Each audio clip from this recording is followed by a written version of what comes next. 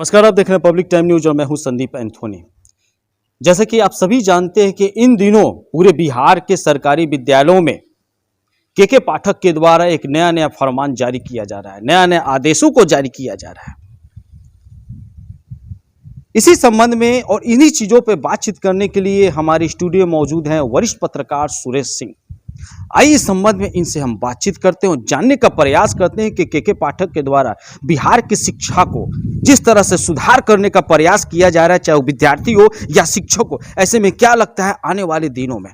तो स्वागत है सर आपका हमारे पब्लिक टाइम न्यूज चैनल में। चलिए, धन्यवाद।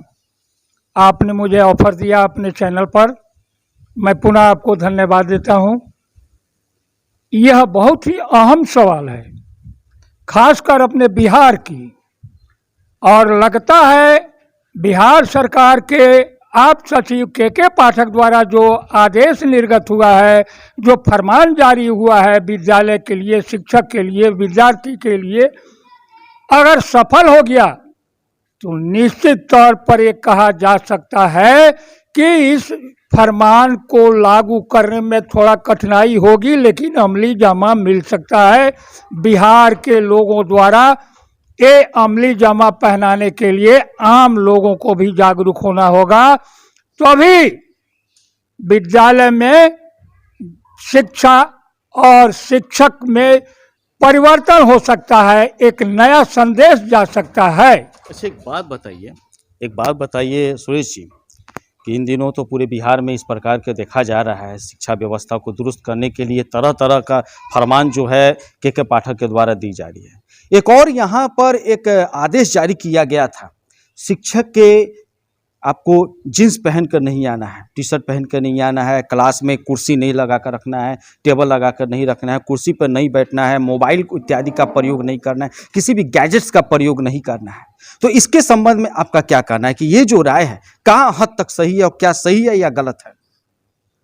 बिल्कुल सही है के पाठक, माननीय के पाठक का ये फरमान, चूँकि पूर्व में जिस समय हम लोग विद्यार्थी थे उस समय में भी जो भी शिक्षक थे वो खड़े होकर ही शिक्षा प्रदान करते थे, और आज अगर यह नियम लागू होता है यह सराहनीय है, क्योंकि शिक्षक जब खड़े होंगे, अटेंशन में रहेंगे, तो छात्र पर, विद्यार्थी पर उसका प्रभाव पड़ेगा। और ये भी सही है कि जींस पैंट पहन करके किसी भी शिक्षक को विद्यालय में नहीं आना चाहिए, जिसका दुष्प्रभाव पड़ेगा। यह भी सराहनीय कदम है। और मैं माननीय के पाठक जी से यह निवेदन करूंगा और करता हूं आपके चैनल के माध्यम से कि जो फरमान जारी हुआ है उसमें अभी भी बहुत त्रुटि है, क्योंकि विद्यालय की जो 75% उपस्थिति का आदेश मिला है ये सराहनीय कदम है। एक बात बताइए, 75% अटेंडेंस रिकॉर्ड की बात कर रहे हैं, अभी के पाठक का ये आदेश अभी जारी भी कर दिया गया है। कुछ दिनों पहले के पाठक ने, आपको शायद मालूम होगा, इसके पूर्व के वीडियो में मैंने इस बात का जिक्र किया था 75% अटेंडेंस रिकॉर्ड के विषय में, कि 9वीं से लेकर जो भी 12वीं तक के विद्यार्थी है उनको 75% अटेंडेंस रिकॉर्ड चाहिए। अगर वो 75% अटेंडेंस रिकॉर्ड जिन विद्यार्थियों का सरकारी विद्यालयों में नहीं होता है, उनका एग्जाम वो नहीं दे पाएंगे, जो फाइनल एग्जाम होता है उस एग्जाम में वो नहीं बैठ पाएंगे। इसके विषय में आपको क्या लगता है कि 75% जो अटेंडेंस रिकॉर्ड है, इसे बच्चों में पढ़ने का जिज्ञासा होगा या नहीं होगा, इसके विषय में आपका क्या कहना चाहते हैं? निश्चित तौर पर ये अगर फरमान धरातल पर सही हुआ तो उपलब्धि निश्चित तौर पर हासिल होगा। विद्यार्थी विद्यालय में समय से उपस्थित रहेंगे और शिक्षक भी उपस्थित रहेंगे, तो पठन पाठन का जो प्रक्रिया पूर्व में था उसमें अमूल परिवर्तन होगा। तभी यह संभव है कि शिक्षा में परिवर्तन और नियम का पालन। एक और बात यहाँ पर यह भी उभर कर सामने आई हुई थी और पूर्व में देखा भी जा रहा था कि बहुत से ऐसे बच्चे हैं, ऐसे कि के पाठक के द्वारा कोचिंग संस्थानों पर भी एक नियम आदेश यहाँ पर जारी किया गया है कि विद्यालय की जो अवधि है, अवधि पीरियड में, जैसे कि विद्यालय का समय जो होता है 4 बजे से लेकर 3 बजे तक, 4 बजे तक अवधि समय होता है बच्चों का, विद्यालय में जाने आने का, पढ़ने का समय होता है। तो उस अवधि में, विद्यालय के समय के अवधि में बच्चे चले जाते थे कोचिंग में, विद्यालय में उपस्थित नहीं रहते थे, जिससे कहीं ना कहीं सरकारी विद्यालयों में पठन पाठन की जो प्रक्रिया होती थी काफ़ी स्थगित रह जाती थी, स्लो रफ्तार में जाती थी, जिसके कारण आपको के पाठक कोचिंग वाले संस्थानों पर एकदम दिशा निर्देश जारी कर दिया गया है कि 4 बजे के बाद ही आपको पढ़ाना है। तो इस संबंध में जो इस सरकार के द्वारा जो निर्णय लिया गया है, क्या ये उचित है या नहीं है, सराहनीय है या नहीं है, इस संबंध में आपका क्या कहना है? बिल्कुल सराहनीय काम है। चूंकि जो विद्यालय का समय सारणी है उस पीरियड में कोचिंग नहीं चले तो निश्चित तौर पर विद्यार्थी अपने विद्यालय में जाएंगे और उपस्थिति अधिक होगी, पठन पाठन भी सुधार होगा। तो हमारे माननीय के पाठक का जो आदेश निर्गत हुआ है, जो फरमान है, उसमें काफ़ी परिवर्तन होगा, सुधार होगा। बिहार में शिक्षा का एक नया संदेश जाएगा जो कि सराहनीय कदम होगा। ऐसे तो देखा जा रहा है कि के पाठक जो है, लगता है कि के पाठक बिहार के सरकारी विद्यालयों का पूरा ही मूड ही बदल देने वाले हैं, पूरा उसका शिक्षा तंत्र ही बदल देने के चक्कर में है। लगता है कि पूरे बिहार के सरकारी विद्यालयों को सुधार के रखेंगे, ऐसा उनके आदेशों से जाहिर होता है। लेकिन एक सवाल यहाँ पर यह भी पैदा होता है कि अभी के डेट में सरकारी विद्यालय में ज्वाइन करने के लिए, सरकारी टीचर होने के लिए कड़ी इम्तिहान की जरूरत यहाँ पे देखा जाए, जैसे ऐसा उनके आदेशों से जाहिर होता है। लेकिन एक सवाल यहाँ पर यह भी पैदा होता है कि अभी के डेट में सरकारी विद्यालय में ज्वाइन करने के लिए, सरकारी टीचर होने के लिए कड़ी इम्तिहान की जरूरत यहाँ पे देखा जाए, जैसे कि आपको सीटेट करना पड़ रहा है, डीएल करना पड़ रहा है, सीटेट करना पड़ रहा है, और उसके बाद क्या, तो बीपीएससी जब तक आप क्लियर नहीं कर पाते हैं तब तक आप सरकारी टीचर नहीं बन पाते। तो इतने कठिनाइयों के साथ अभी के डेट में जो नए बच्चे अभ्यर्थी लोग हैं, जैसे कि अभी पटना जंक्शन पे देखा गया, और अभी हाल ही फिलहाल में बीपीएससी का जो बच्चे परीक्षा दिए, काफ़ी कठिनाइयों के साथ परीक्षा सेंटर तक पहुंचे हुए। आप यकीन नहीं कीजिएगा, 5 मिनट अगर विलम्ब हो जाता था तो सेंटर पे घुसने नहीं दिया जाता है। आपको ये भी आपको जानकारी होगा कि सेंटर तक पहुँचने के लिए धक्का मुक्की खा कर आना पड़ा, रातों को सड़कों पर गुजारना पड़ा, रेलवे स्टेशन पर अपना रात को रह कर गुजारे हैं, अपना किसी भी तरह से व्यवस्था को दुरुस्त नहीं किया गया था, लेकिन फिर भी बीपीएससी का वहाँ पे क्लियर किया। तो इतने कठिनाइयों के साथ वो टीचर्स का फॉर्म भरने के लिए, टीचर बनने के लिए, मास्टर जी बनने के लिए, गुरु जी बनने के लिए बिहार में इतना होड़ लगा हुआ है। लेकिन यहाँ पे एक सवाल ये भी बनता है कि इससे पूर्व जो शिक्षक लोग विद्यालयों में पढ़ाते हैं, सरकारी विद्यालयों में पढ़ाते हैं, उनकी शिक्षा का दिशा दशा किस प्रकार से। बहुत से ऐसे सर्वे में देखा गया, मीडिया रिपोर्ट्स के अनुसार, कि उन स्कूलों में जाते हैं, मीडिया जाते हैं तो सरकारी टीचरों को देखा जाता है, बोला जाता है जनवरी लिखने के लिए तो जनवरी नहीं लिख पाते, इतिहास भूगोल के बारे में पूछा जाता है तो इतिहास भूगोल के विषय में नहीं। तो इस संबंध में आपका क्या कहना है कि पूर्व में और अभी में, अभी जो ट्रेंड जो आएंगे ये तो वेल क्वालिफाइड आएंगे, कोई बीपीएससी ट्रेंड करके आ रहा है ना, तो इनकी क्वालिटी तो कुछ अलग देखने को मिलेगी। लेकिन जो पूर्व में जो किसी प्रकार के, इस प्रकार के जो कोर्सेज है, इस प्रकार का जो टफ एग्जामिनेशन के साथ जो एंट्री कर रहा है टीचर बनने के लिए, तो आज में और कल में कितना फर्क रहेगा, इसके विषय में आप बताइए। देखिए, फर्क तो बहुत है, क्योंकि पंचायत के द्वारा जो भी शिक्षक की नियुक्ति हुई है उसमें कहीं ना कहीं काफ़ी त्रुटि हुई है। उसके अनुसार शिक्षक सही रूप में अपने कार्य का पालन नहीं कर रहे हैं।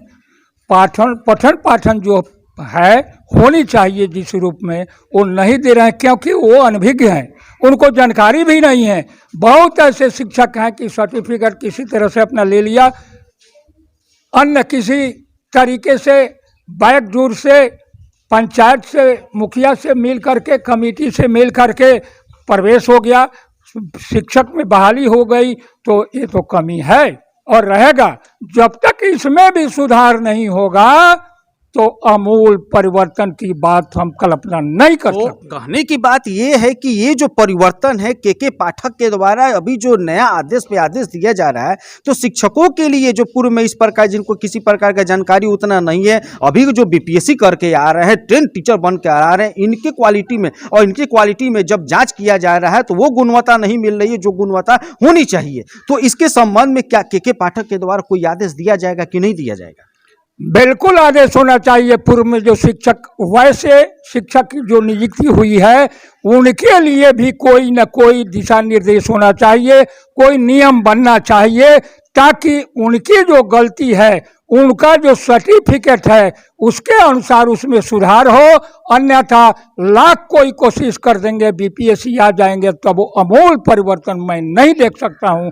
इस पर कभी भी सक्सेस नहीं हो सकता। एक बात और भी देखा जाता है कि सरकारी विद्यालयों में जैसे कि प्रयोगशाला हुआ, कंप्यूटर हुआ, इस सब का जो भी लैब है ये पूर्ण रूप से वहाँ पे देखी नहीं जाती है। आप बिहार में सरकारी स्कूलों में जब भ्रमण करने के लिए जाएंगे तो शायद ही किसी विद्यालय में आप कंप्यूटर वगैरह का इस्तेमाल करते हुए बच्चों को देखेंगे। और दूसरी बात, शायद ये ऐसा हो सकता है कि किसी प्रयोगशाला में बच्चों लोग को यहाँ पे हिंट दिया जाता है, पढ़ाई लिखाया जाता है, समझाया जाता है कैसे क्या होता है, नहीं होता है। विज्ञान प्रयोगशाला जहाँ पे होता है कुछ भी ऐसी तैयारी नहीं देखी जाती है। किसी सरकारी विद्यालयों में बिहार में इस प्रकार का नहीं। एक तरफ के पाठक जो है पूरे बिहार के शिक्षा को सुधारने के लिए अलग अलग प्रयोग किए जा रहे हैं, अलग अलग तरीकों को दिए जा रहे हैं, नए नए आदेश दिखाते, नए नए आदेश दिए जा रहे हैं। लेकिन जहां तक सरकारी विद्यालय के तंत्रों के विषय की बात है तो वहां पर हम देखते हैं कि बहुत सारे चीजों की कमी। तो इसके संबंध में आपका क्या कहना है, इसके संबंध में क्या बोलते हैं?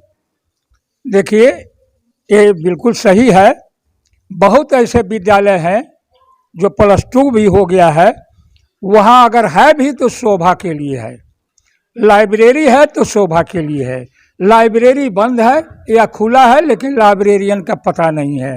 प्रयोगशाला है लेकिन प्रायोगिक कार्यक्रम जो परीक्षाएं होनी चाहिए, जो साइंस के विद्यार्थी हैं, विद्यार्थी विज्ञान के जो हैं, उनके द्वारा प्रयोग में नहीं आता है। ये शोभा की वस्तु बनकर रही है। इसलिए इस पर भी माननीय पाठक जी को अमूल परिवर्तन के लिए सख्त दिशा निर्देश देना होगा, तभी सही हो सकता है परिवर्तन। यहाँ पे एक सवाल ये भी बनता है कि सरकारी विद्यालयों की जो स्थिति है, भवन कभी आप अगर जाते हैं वहाँ देखिएगा कि रंग रोगन की जो सामग्री होता है, रंग रोगन जो प्रक्रिया होता है वो नहीं कराई जाती है। सरकारी विद्यालय की जो बिल्डिंगें होती है, भवनें होती है, वो काफ़ी जर्जर स्थिति में पाई जाती है। शौचालय की बात करें तो शौचालय की हम बात करें, अगर जेंट्स लेडीज शौचालय की बात करें, लड़कियों की, चूँकि बहुत सारे विद्यालय जो कन्या विद्यालय है वहाँ पर अगर आप जाएंगे तो देखिएगा आप शौचालय की स्थिति बद से बदतर है। अभी हाल ही फिलहाल में के पाठक जी एक जगह गए हुए थे जहाँ पे शौचालय की स्थिति को देखकर वो काफ़ी भड़क गए हुए थे। तो इस विषय में आपका क्या बोलना है कि शौचालय का इस्तेमाल सही रूप से और साफ सुथरा होना चाहिए कि नहीं होना चाहिए? बिल्कुल होना चाहिए। प्रत्येक विद्यालय में जहाँ को एजुकेशन प्रारंभ है, शुरू है, जहाँ जिस विद्यालय में वो प्राथमिक हो, मिडिल हो, हाई स्कूल हो या इंटर हो या कॉलेज हो, उसमें ये दोनों व्यवस्था होनी चाहिए।